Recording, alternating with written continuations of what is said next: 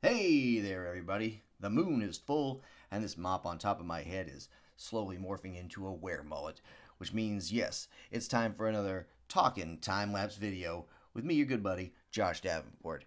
As always, these videos brought to you by the fine folks over on Patreon, patreon.com/Josh Davenport. Go there, link up with other fantastic patrons, and, get some nice bonuses for yourself. Maybe get the comics a little early. Thank you to Brandon, Dan, Vivian, Matt, and Mike for all your support. Hopefully, some of the rest of you will be joining them soon and checking things out. We got a big year coming up, especially for the patrons over there. We couldn't do all of this without them. Some of it, but not all of it. So this is the time-lapse video for RGBros Hatched. And this is playing off of another hard-to-find, apparently, Christmas item, the Hatchimal. If you don't got kids, you may not know what the heck a Hatchimal is. Apparently, it's like a plastic egg with a some sort of robo pet inside, and you rub it constantly, and then it bursts forth a majestical beast that coos and cusses at you, depending on who you ask. But my daughter wasn't really big into the Hatchimals, so we weren't rushing out reenacting the events of Jingle All the Way, trying to get one of those for Christmas this year. Luckily, the only person who wanted something unattainable was me, and I still have not gotten my hands on that damn NES Classic. So curse you, Nintendo, for not wanting my money. And I will repeat that until I get my hands on one, you slimy jerks. I still love you, but I also hate you. Let's see, yeah. So here we are. Had to switch the body style on Reggie here. Had him go in one direction. And I thought, let's make this a walk and talk. Let's do this like a West Wing going down the hall business action here. Actually, never watched the West Wing. Don't have anything against it. Just never saw it. I think usually the camera is placed directly in front of them, so it's not exactly like that. So sue me, but it's close enough for rock and roll. So I don't know what your day's been like, but I started mine off watching an animal kill itself, which sounds horrible, but hear me out. So get up in the morning, get ready, dress for work. On my way out the door, literally just open the door, and the first thing I see is a bird swoop down from the sky and slap right into the side of my car and just fall to the ground. I've seen birds do this like to house windows and stuff. I've never seen one fly into the side of a car like that before. The only time that happened to me is one time when I was working for a theater down here. I was on my way to work.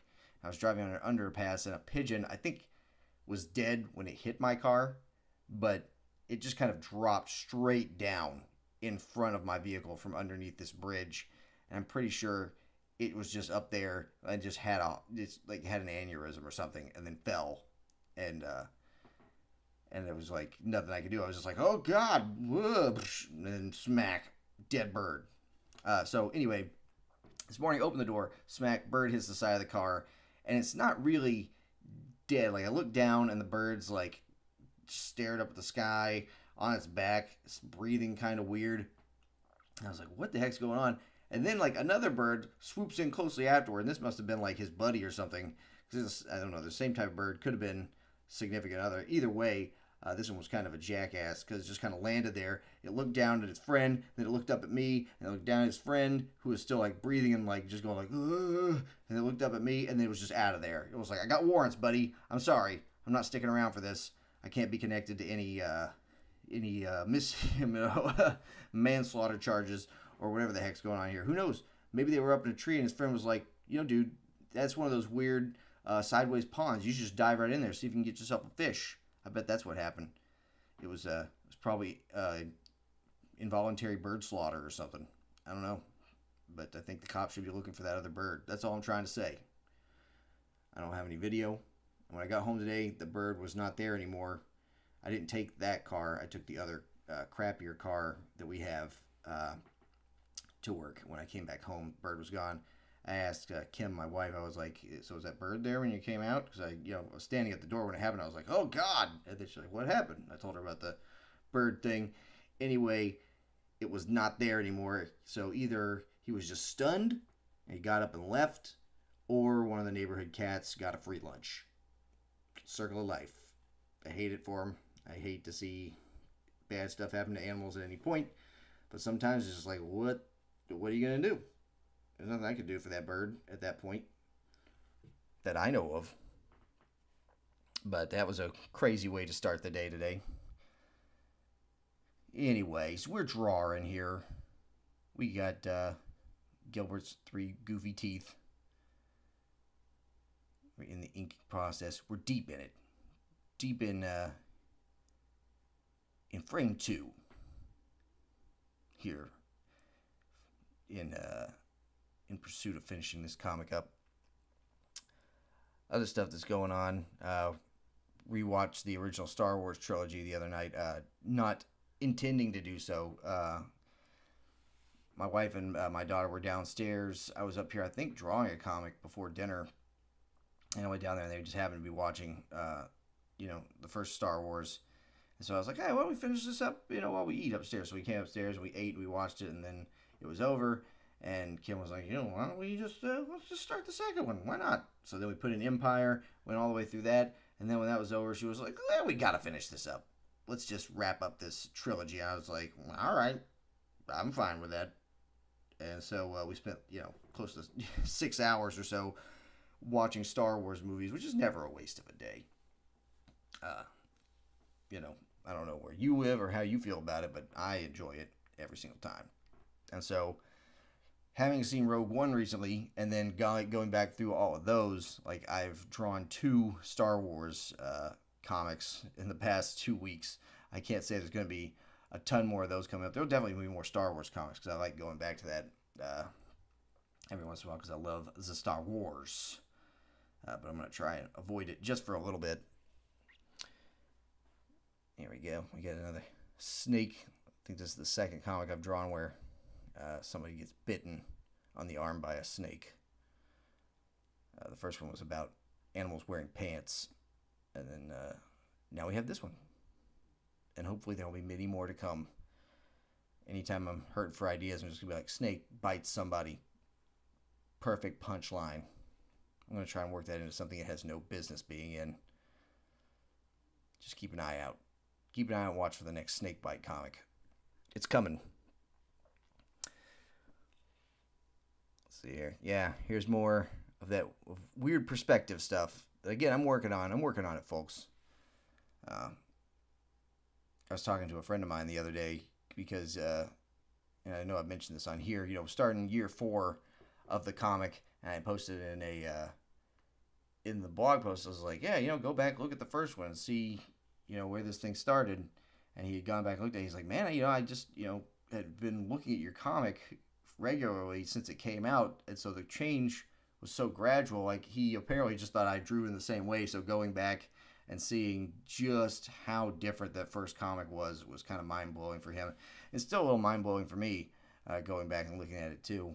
I know by no means like the best I'll possibly get in my life right now, but I think it's come a long way since that. It's even come a long way if you catch the flashes of the one from the end of the year 2014 that I used for my color palette, which I still need to just make a color palette somehow, so I'm not always bringing that comic back up.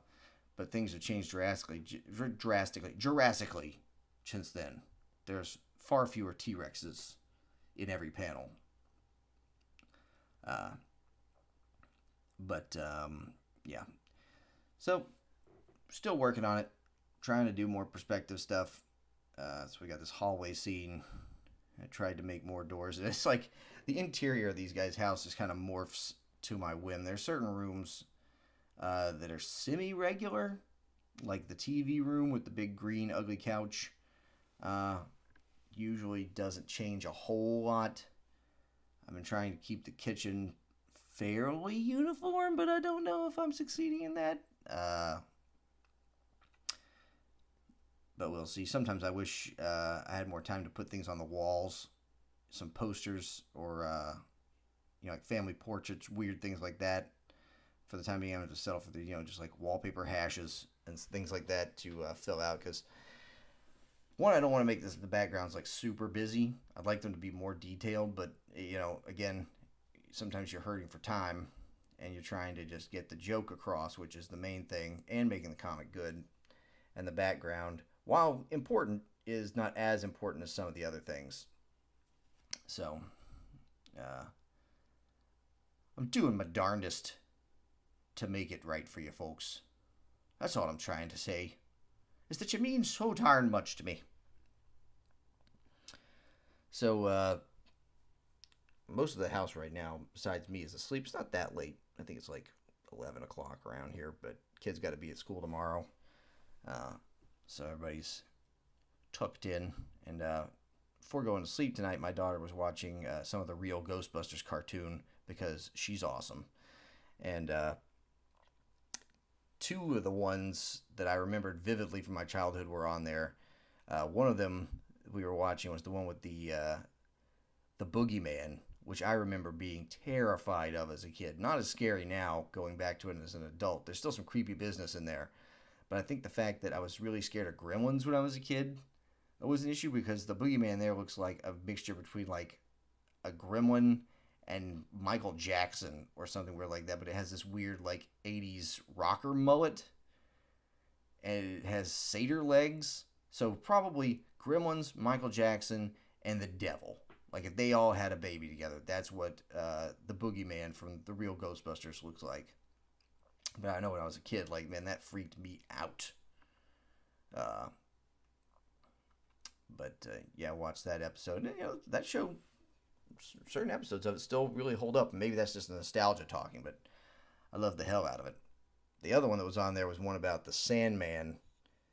And is this one where the Sandman is putting people to sleep so he can stop all wars and everything, which is, an interesting concept. But I was watching that and I was like, I wonder if Tom Hardy watched this to get into the character, like to get the voice for Bane from freaking the Batman movie, because the Sandman sounds almost exactly like I'm going to stop all wars, put everyone to sleep. It was pretty funny. Going back and checking that out. So, highly recommend if you like wacky 80s, 90s animation, go check out The Real Ghostbusters on DVD. I don't think they put those on Blu-ray or anything. But, it's a fun watch. And there's a lot of, I know a lot of people who write comics now, I think used to write for that show. I can't point a lot of people out specifically, but I think J. Michael Straczynski or something like that wrote some episodes. I need to get some more good fonts going. I use, I think, Anime Ace 2.0. Yeah, it's right there on the screen for most of my dialogue. Because, as I'll reiterate to people who are like, why don't you just write your own hand-drawn letters? It's because my handwriting is garbage. And I doubt it's going to get any better, because it's not like I haven't been writing with my hands, for years and years and years now. And it's just not happening for me, folks. I'm not a quitter, but so far, life has not shown me that my penmanship is going to increase over time, unlike hopefully my artistic skills with drawing these figures and stuff. Hopefully that's getting a little better, but the letters are not. But I need to get some more effect fonts in my repertoire coming up. I did hand draw some of these letters, but I mean, it's okay. It's not the best. I'd like for it to be a little better. But looks like we're wrapping up this V'ger. And so I hope you enjoyed this talking time-lapse video. And I'll have another one out for you, hopefully, I'm thinking Saturday of this week. So keep an eye out for that. Again, thank you to everybody watching. Drop some likes and subscribe to the channel if you like what you saw.